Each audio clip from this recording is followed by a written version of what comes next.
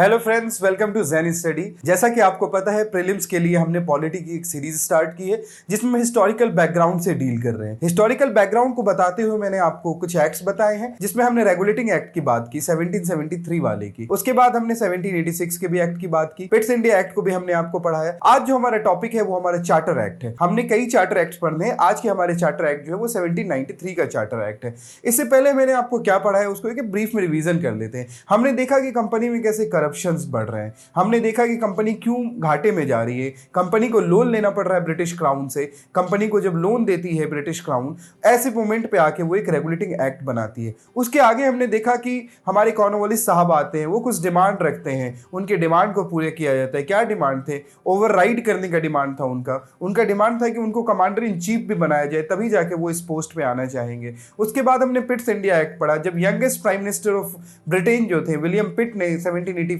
में Pitt's India act दिया। उसके हमने कुछ कंडीशंस पढ़े। आज हम इस स्टोरी को आगे लेते हुए हम आज पढ़ना स्टार्ट करेंगे अपने चार्टर एक्ट 1793 के बारे में। क्या है चार्टर एक्ट 1793? उससे पहले मैं आपको बताऊं कि इसके ऑथर कौन थे, किन्होंने इसको ड्राफ्ट किया। ये हमारे जॉन शोर थे जिन्होंने चार्टर एक्ट ऑफ 1793 को लाया। इस एक्ट की सबसे खास बात जो थी वो ये थी कि इस एक्ट ने एक्सटेंड कर दिया था ईस्ट इंडिया कंपनी की जो मोनोपोली थी, जो उसके ट्रेड मोनोपोली थी, उसको एक्सटेंड कर दिया था मोर 20 ईयर्स के लिए। अनदर 20 ईयर्स के लिए इसको एक्सटेंड कर दिया जाता है।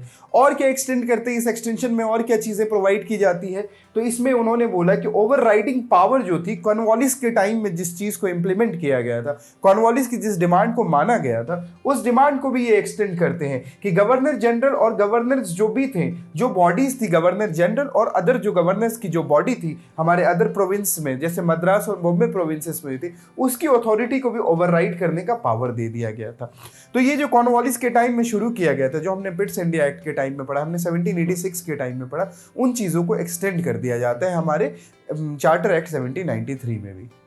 आगे अगर हम बढ़े तो और क्या विशेषताएं थी और क्या बातें थी, तो आप देख सकते हैं कि एक बहुत ही मजे की बात यहाँ पे थी। कंपनी ने कहा कि जब आप अपने ईस्ट इंडिया कंपनी अपने सारे एक्सपेंसेस, जब वो अपने सारे डिविडेंड, सैलरीज और जो भी उसके इंटरेस्ट है उसको कंप्लीट कर लेगी, उसके बाद सारे खर्चों को निकालने के बाद एक अमाउंट होगा, 5 लाख पाउंड का अमाउंट एनुअली पे करना पड़ेगा उन्हें ब्रिटिश गवर्नमेंट को।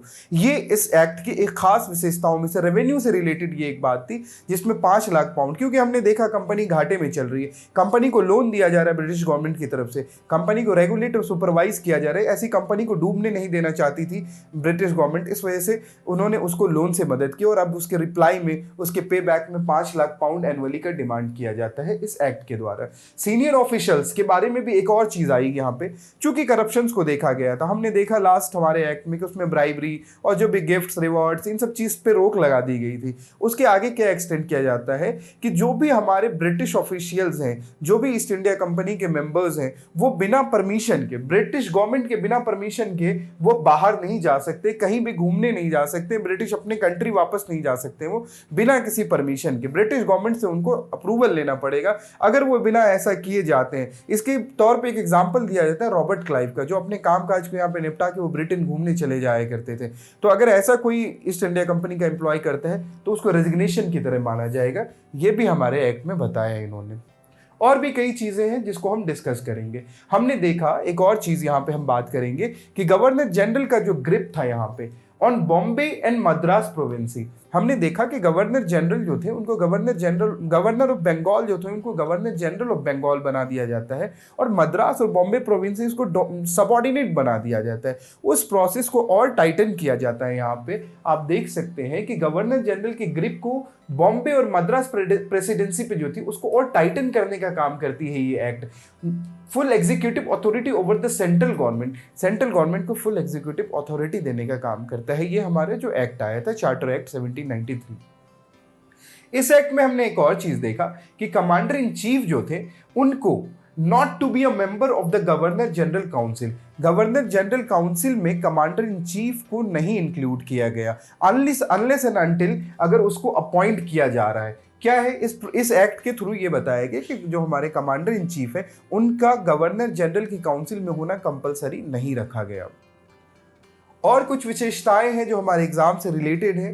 सभी पॉइंट्स को यहाँ पे मैंने वन बाय वन बहुत डीप एनालिसिस के साथ कवर किया है। आपको भी बताते चलना है हमारे कुछ सवाल जो मैं आपसे पूछूंगा इसके बीच में, कि गवर्नर जनरल की काउंसिल को, जैसे अभी हमने बोला कि कमांडर इन चीफ को उसे हटा दिया गया, तो कौन सा एक्ट था जिसमें कमांडर इन चीफ को इंक्लूड किया गया था, और कौन से वो ब्रिटिश ऑफिशियल थे जिनके कहने पे, किनकी डिमांड थी जिनके कहने पे इस प्रोसेस को एक्युमुलेट किया गया था। यहाँ पे आगे एक लॉ की बात होती है, यहाँ पे एक सिविल लॉ की बात होती है इसी एक्ट के थ्रू। ये बहुत इंपॉर्टेंट पॉइंट है कि it establish the concept of civil law enacted by a secular agency and applied universally in India. एक सेक्युलर एजेंसी के द्वारा एक सिविल लॉ बनाया गया। सिविल और क्रिमिनल लॉ सब एक मिक्सअप था, लेकिन यहाँ पे सेपरेट किया गया। और क्या सेपरेट किया गया कि रेवेन्यू एडमिनिस्ट्रेशन को सेपरेट कर दिया गया जुडिशरी फंक्शन से। यहाँ पे एक माल अदालत का कॉन्सेप्ट दिया गया है। अगर मैं माल अदालत के बारे में आपको बताऊं तो माल अदालत जो हमारा रेवेन्यू कलेक्शन होता था, जिसको हम डिस्ट्रिक्ट कलेक्टर या जो प्रोविंस कलेक्टर होते थे जो रेवेन्यू कलेक्ट करते थे,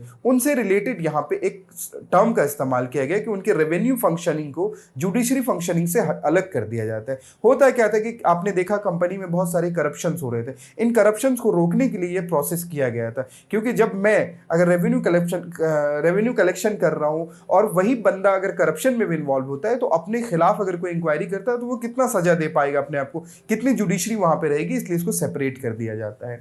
आगे एक और टर्म यहाँ पे एक रेगुलर कोड भी बना दिया जाता है गवर्नमेंट का, जिसके थ्रू हम जुडिशरी को इंश्रीन करते हैं, justice under the regular code. इसी कोड के थ्रू हम जस्टिस की बात करते हैं। जो करप्शन से रिलेटेड जस्टिस हो रही थी वहां पे कंपनी के अंदर, और ब्रिटिश गवर्नमेंट के द्वारा एक कोड बना दिया जाता है।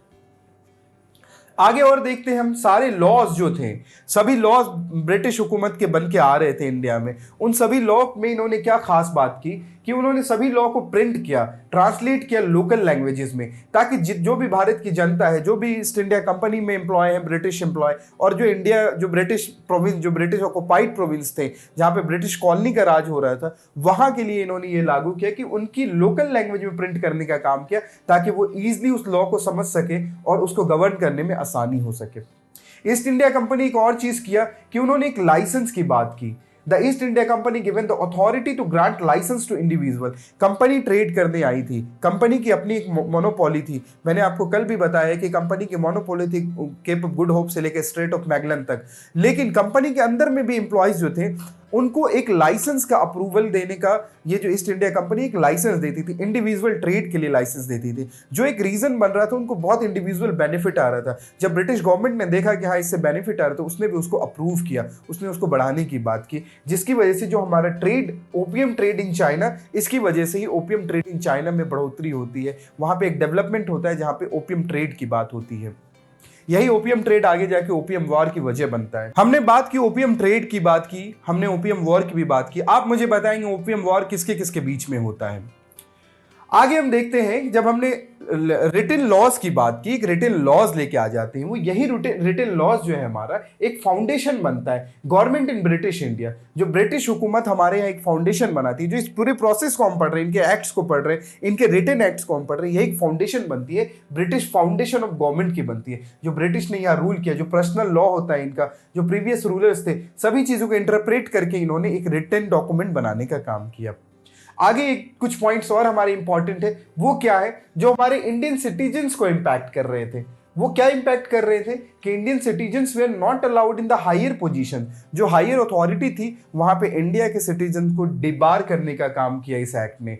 It also debarred to meet the demand for lucrative jobs. जो भी अच्छे जॉब्स होते थे, जो हाई प्रोफाइल जॉब्स होते थे, उनसे भी इंडियन सिटीजन्स को डिबार्ड किया गया। तो आपने देखा कि आज हमने चार्टर एक्ट ऑफ 1793 पढ़ा। इसमें हमने कई सारे पॉइंट्स को, सारे डायमेंशंस में हमने बात की। आगे आने वाले हमारे और भी एक्ट्स हैं, जैसा कि आपने देखा 20 ईयर्स के लिए इस एक्ट को मिला है। तो आगे जो हमारा एक्ट आएगा उसको हम डील करेंगे, जो हमारा चार्टर एक्ट ऑफ 1813 होगा। ये सीरीज चलती रहेगी। आप हमारे सीरीज के साथ जुड़े, हमारे वीडियोज़ को लाइक और सब्सक्राइब करें। Thank you.